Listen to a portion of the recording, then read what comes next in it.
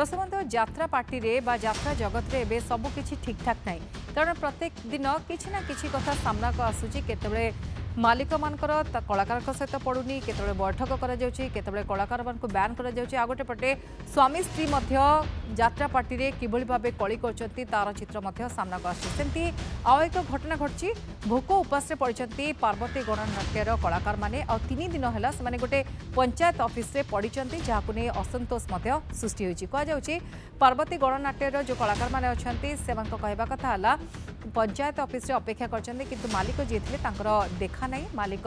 पैसा पत्र दबा तो दूरर कथा भोक उपास रे पड़िचंती से बुझिबा को नहांती से कुआडे फेरार हो जाइछन अर्थात से सेठारे नहांती 3 दिन हला से अपेक्षा करचंती खाली ए कलाकार माने नुहंती जे रोसेया थिला तांकर अभियोग मध्य हला से 3-4 मास हला बा 4 मास ऊर्ध्व हला तांकर टंका से पाई नाहांती मालिक दे नाहांती यात्रा पार्टी मालिक एवं यात्रा कलाकार मानक मध्य एबे विवाद घनैबारे लागिछि आ बैठक पर मध्य कोनोसी समाधान बाहरी पारि नाही ए उग्र होइचंती वर्तमान कलाकार माने से माने तांको मत रखुचंती आ गोटे पटे मालिक माने मध्य कहउचंती आमे कलाकार मान को नबु नाही आ भितरे ये बड़ खबर जहा सामना आसुची जगतसिंहपुर जिले में वर्तमान पार्वती गणनाट्य मालिक पवित्र पात्र कलाकार मान को जगतसिंहपुर जिला बिरिडी ब्लॉक उत्तर शासन पंचायत सामलसाही बोरिक मेलन पड़िया यात्रा करने को आनी आउ 4 दिन से चुक्ति करते किंतु गोटे दिन यात्रा हो पारानी अर्थात 14 तारिख 15 तारिख 16 17 तारिख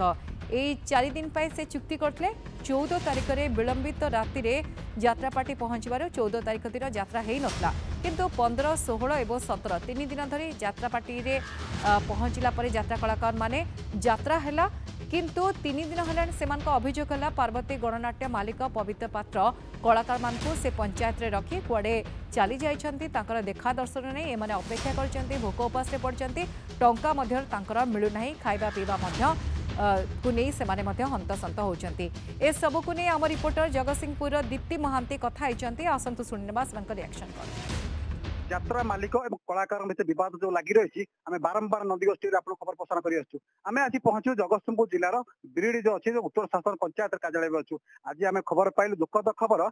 पार्वती गणनाट्य कलाकार बंधा पड़ा भाया अक्षय अपिया 3 दिन है पड़ी पंचायत कार्यालय जगी तदारख कर झील मैंने अच्छे बोली पंचायत सरपंच अच्छा आम प्रतिक्रिया भी ना चेषा करवा जेहेतु पंचायत भितर आख ये पाखे महावीर सांस्कृतिक कार्यक्रम जो अच्छे दल अच्छी संगठन अच्छी से यात्रा पार्टी कार्यक्रम रही मैंने पड़ा 15 16 17 किंतु जो दिन प्रथम दिन कार्यक्रम हवा था विलंबर बहु विलंबर है असंतोष प्रकाश पाइला स्थानीय संघ तरफ अनुष्ठान तरफ आम प्रतिक्रिया ना जो मैंने अक्षय अपिया पड़ी पैसा ठीक से मालिक दे पार ना से कथा बुझू ना 3 दिन है पंचायत ऑफिस कार्यालय छाड़ी बाहर जाइए पचारे बुझा जे दीर्घ दिन है आप यात्रा पार्टी कम कर अभिनय कर आसी पहुंचे जो दुखर कथा कहते वास्तविक कथा कौन थी वास्तविक कथा कौन आउ माने मोर गोटे छोट पुआटा मु 2 पैसा कि घर गोड़ काढ़ी आसी तो 2 पैसा जब न पाइबी लाइन रही लाभ किसी ना मुझे आसला आज 5 दिन है 2 दिन प्रोग्राम देती आउ पैसा टंकाटे भी देना आउ 3 दिन है रूम रे बस पैसा मसा किसी ना सका उठला कहीं भी ना मेस फेस सब पड़े जाइए ना खाଇବା खर्च ना खाया पे एत ना किसी भी खाइनी किए मालिक किए आपण किए बुझा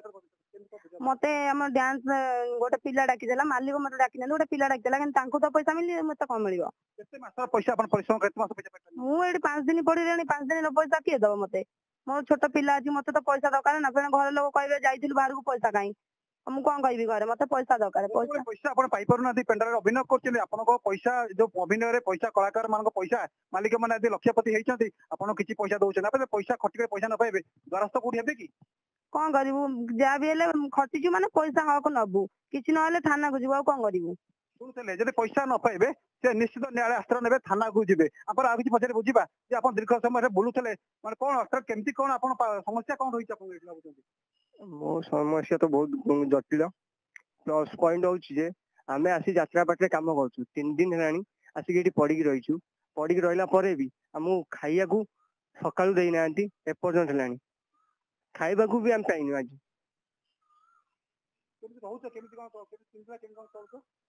3 दिन है तो मेस होची जहाँ भी आम बाकी भी आसु दुकान बाकी भी जाऊे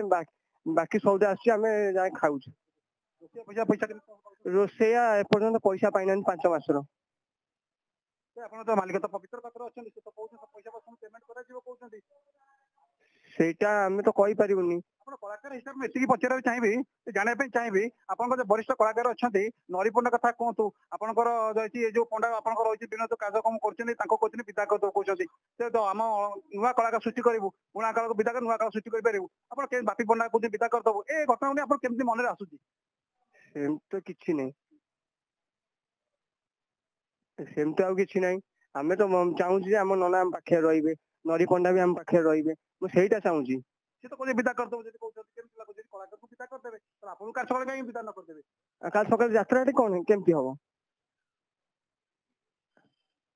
ଶୁଣୁଥିଲେ ସମସ୍ତଙ୍କ ମନରେ ଗୋଟେ ଦୁଃଖ ଆସୁଛି ଯେ ଏତେ ଦିନ ଅଭିନୟ କଲା ପରେ ଯେ ସେମାନଙ୍କୁ ବିଦା କରିବା ପାଇଁ ଧମକ ମିଳୁଛି। ଆମ ପାଖରେ ଅଛନ୍ତି ଯୋଉମାନେ ପଞ୍ଚାୟତ ସରପଞ୍ଚ ଅଛନ୍ତି, ସେ ଯୋଉମାନେ କଳାକ ମାଲିକ ଛାଡି ଦେଇ ପଳାଉଛନ୍ତି, ସେ ଯେହେତୁ ଛୋଟ ଛୋଟ ପିଲା ଅଛନ୍ତି, ଝିଅ ଅଛନ୍ତି, ପୁଅ ଅଛନ୍ତି, ସେମାନେ ତଦାରଖ ଦାୟିତ୍ୱ ବି ନେଇଛନ୍ତି, କାରଣ ଆଜି ଭଲ ଭଲ କାଳେ ଘଟଣା ଅଘଟଣ ହେଇଯିବ କି, ସେଥିପାଇଁ ସୁରକ୍ଷା ଦେଇଛନ୍ତି। କଣ ଏଇ ଯାତ୍ରା ନେଇ ଯେ ମାଲିକ କଳାକାର ଭିତରେ ବିବାଦ ଚାଲିଯାଇଛି, ଏଠି ଅଖିଆ ଅପିଆ ପଡିଛନ୍ତି, ତାକୁ ଆପଣ କଣ କହିବେ ଏ ଘଟଣାକୁ ନେଇକି?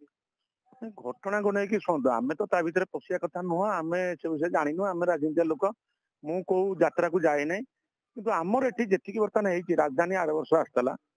ଏ ବର୍ଷ ପାର୍ବତୀ ଆସିଲା। ପାର୍ବତୀ କାହିଁ ଆଣିଲୁ, ଯେହେତୁ ପାର୍ବତୀର ଗୋଟେ ନାଁ ଅଛି ଏବଂ କିଛି ଲୋକ ଆସିବେ, ଆମେ ବି ଡେରିରେ ମାନେ ଆମ ଇଏ କଲା, ଆମର ବି ଡିଷ୍ଟର୍ବାନ୍ସ ଥିଲା, ଆଉ ତା ଭିତରେ ଆମେ ଆଉ ଇଏ ନ କରିକି ପାର୍ବତୀକି ଆଣିଲୁ, ଯେହେତୁ ପାର୍ବତୀ ଗୋଟେ ପୁରୁଣା ଇଏ, ଆମେ ସେଥିପାଇଁ ଆଣିଛୁ। ଆରଥରକ ବି ଆମକୁ ରାଜଧାନୀ ବହୁତ ହଇରାଣ କରିଥିଲା,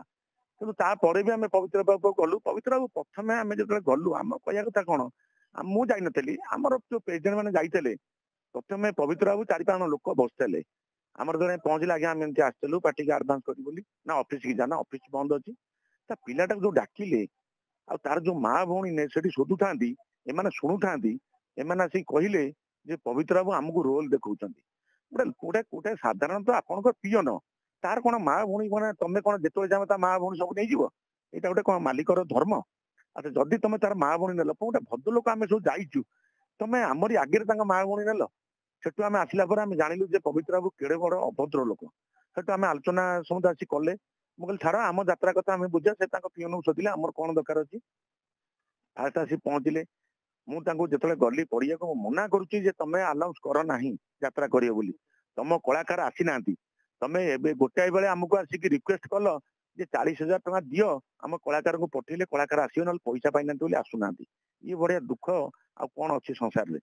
ଆଚ୍ଛା, କଳାକାର ପାଇଁ ଆମେ ପଇସା ଦେଲୁ, ତମେ ଯୋଉ ପଚାରଟି କରିଦେଲ ଏବଂ ସବୁ ଅଡିଏନ୍ସ ଆସିଗଲେ। ମୁଁ ଭାଇ ପେଣ୍ଡାଲେ ନଥିଲି, ମୁଁ ପଡିଆରେ ବି ନଥିଲି, ମତେ କମିଟି ଲୋକ ଡାକିଲେ ଯେ ଯେହେତୁ ତମେ ସରପଞ୍ଚ, ତମେ ଟିକେ ଆସି କହିଲେ ଲୋକ ବୁଝିକି ପଳେଇବେ। ମୁଁ ଗଲି, ପିଏସ୍ଏମ୍ ମୋ ସାଙ୍ଗରେ ଗଲା, ଆମେ ହାତ ଯୋଡିକି ରିକ୍ୱେଷ୍ଟ କଲୁ ଯେ ଏମିତି ଗାଡି ଧକ୍କା ହେଇଯାଇଛି, କର୍ମୀ ମାନେ ଆସିପାରୁନାହାନ୍ତି, ଆପଣ ମାନେ ଯାଆନ୍ତୁ, କାଲିଠାରୁ ଯାତ୍ରା ଆରମ୍ଭ ହବ, ଯାହା ହେଇଛି ଆମର ଭୁଲ ହେଇଯାଇଛି। ଆମେ ସିନା ତାଙ୍କୁ ବିଦା କରିଦେଲୁ ଏବଂ ଯୋଉ ଲେଡିଜ ମାନେ ଆସିଥିଲେ ତାଙ୍କୁ ନେଇ ତାଙ୍କ ଘରେ ଛାଡିଦେଲୁ। କୋଉ କଳାକାର ନେଇ ଛାଡିଲା ନା, କୋଉ ମାଲିକ ଛାଡିଛି ନା, କୋଉ ମ୍ୟାନେଜର ଛାଡିଛି? ଆମେ ନେଇ କେମିତି ଲେଡିଜ ମାନେ ଯାଇ ଭଲରେ ଘରେ ପହଞ୍ଚି ଯାଆନ୍ତୁ, ଆମେ ନେଇ ଛାଡିଲୁ। କିନ୍ତୁ ଯୋଉ ଦୋକାନୀ ମାନଙ୍କର ଯୋଉ ସବୁ ଲସ୍ ହେଇଗଲା, ଜିନିଷ କରିଥିଲେ, ତାକୁ କଣ ମାଲିକ ବହନ କଲା? ସେଟା ସବୁ ଆମେ ବନ୍ଦ କଲୁ। ତାପରେ ଆମେ ଆଣିଥିଲୁ 3 ଦିନର ପରମିଶନ, ତାପରେ ଆଉ ଗୋଟେ ଏକ୍ସଟ୍ରା ପରମିଶନ ପାଇଁ ଆମକୁ ମିଳିଲାନି, ଆମେ ଡିଜି ଆଣିଲୁ, ତାକୁ କଣ ମାଲିକ ବହନ କଲେ? ତମେ ଥରେ ପବିତ୍ର ବାବୁ ନିଜେ ଆସିକିରି ସେ ଅପେରା ଲୋକଙ୍କର ସବୁ ଦୁଃଖ ବୁଝନ୍ତୁ। ବାଇକ୍ ଟା ଖାଲି ଦେଇଦେଲେ ହେଇଯିବ ନା କି, ମୁଁ ଏଠି ବାଇକ୍ ଦେଇଦେଲି, ମତେ ଟିଭିରେ ଲୋକ ଦେଖିଦେଲେ ଏ ସରପଞ୍ଚ କହୁଛି, ସେ କଥା ନାହିଁ। ଯଦି ମୁଁ ମିଛ କହୁଛି, ଆପଣ ଥରେ ରାଜରାସ୍ତାକୁ ଆସନ୍ତୁ, ମୋ ସାଙ୍ଗେ ଆର୍ଗୁମେଣ୍ଟ କରନ୍ତୁ। ଆପଣଙ୍କର ଏଠି ଯେତିକି ଲୋକ, ଜଣଙ୍କର ମା କହୁଥାଏ ଝିଅଲୋ ପଇସା ପଠା, ଆମେ କଣ ଉପାସ ରହିବୁ, ତୁ ଏଠି ନାଚୁଛୁ, ଆଜି ଯାଇ ଦୁଃଖ ଦେଖ କଣ ଅଛି? ଯଦି ଆଜି ଆପଣଙ୍କ ଛୁଆଟା ସେଇଆ ହେଇଥାନ୍ତା, ତାହେଲେ ଆପଣ କଣ କରିଥାନ୍ତେ? ଆପଣ ଏସି ରୁମ ରେ ବସିଗଲେ, ଆପଣଙ୍କ ପିଲା ଏସି ରୁମ ରେ ଯାଉଛନ୍ତି, କିନ୍ତୁ କଳାକାର ଗୋଟେ ଚାଲି ଚାଲି ଯିବାକୁ ତା ପାଦରେ ଚପଲ ନାହିଁ। ମୋ ପବିତ୍ର ବାବୁଙ୍କୁ ମୋ ସରପଞ୍ଚ ତରଫରୁ ମୁଁ ହାତ ଯୋଡି କହୁଛି ଯେ ଆପଣ ଥରେ କଳାକାରଙ୍କୁ ଦେଖନ୍ତୁ, କଳାକାରଙ୍କ ପେଟକୁ ଜାଣନ୍ତୁ, ତାପରେ ଯାତ୍ରାକୁ ଇଏ କରନ୍ତୁ। ଆଉ ଖାଲି କଳାକାରଙ୍କୁ ନେଇଯିବେ, ତାଙ୍କୁ ଅସୁବିଧାରେ ପକେଇ ଛାଡିଦେବେ, ଏଗୁଡାକ ନ କରନ୍ତୁ। ଯାହା କହୁଥିଲେ ଆପଣ ସରପଞ୍ଚ କହୁଥିଲେ, ଅନୁରୋଧ ବି ସରପଞ୍ଚ ତରଫରୁ କରିଛନ୍ତି ଯେ କଳାକାର ଯୋଉ ଯାତ୍ରା ମାଲିକ ଅଛନ୍ତି, କଳାକାରଙ୍କ ପ୍ରତି ଟିକେ ସହାନୁଭୂତି ଦରକାର ଆବଶ୍ୟକ ରହିଛି। ସେମାନେ ଖାଇନାହାନ୍ତି, ଦିନ ଉପାସ ପଡିଛନ୍ତି, ସେମାନେ ପଇସା ପତ୍ର ଦଉନାହାନ୍ତି। ଏ ଦୁଃଖଦାୟକ ଘଟଣା ଏ ପବିତ୍ର ବାବୁ ଯୋଉ କରୁଛନ୍ତି, ତା ନିଶ୍ଚିତ ଭାବେ ଦୁଃଖଦାୟକ ଘଟଣା ବୋଲି ଯାହା କହୁଥିଲେ କଳାକାର, ଯାହା କହୁଥିଲେ ଲୋକ ପ୍ରତିନିଧି, ସରପଞ୍ଚ ବି କହୁଥିଲେ, ଏଥିରୁ ନିବୃତ୍ତ ରୁହନ୍ତୁ। କଳାକାର ଯଦି ଅସନ୍ତୋଷ ବଢିବ, ଯାତ୍ରା ପାଇଁ ସମସ୍ୟା ସୃଷ୍ଟି ହବ। ଜଗତସିଂହପୁର ଉତ୍ତର ଶାସନ ପଞ୍ଚାୟତ ପରିଷଦ, ଦୀପ୍ତି ମହାନ୍ତି, ନନ୍ଦିଘୋଷ ଟିଭି। ଶୁଣିଲେ ଦୀପ୍ତି ଯାହା କଥା ହେଉଥିଲେ, କଳାକାର ମାନଙ୍କର ଭିତରେ ଅସନ୍ତୋଷ ବଢ଼ି ଚାଲିଛି, ତେବେ ମାଲିକଙ୍କର କୌଣସି ପତା ନାହିଁ ବା ସେ ବୁଝୁନାହାନ୍ତି। 3 ଦିନ ହେଲା ଅପେକ୍ଷା କରିଛନ୍ତି କଳାକାର ମାନେ।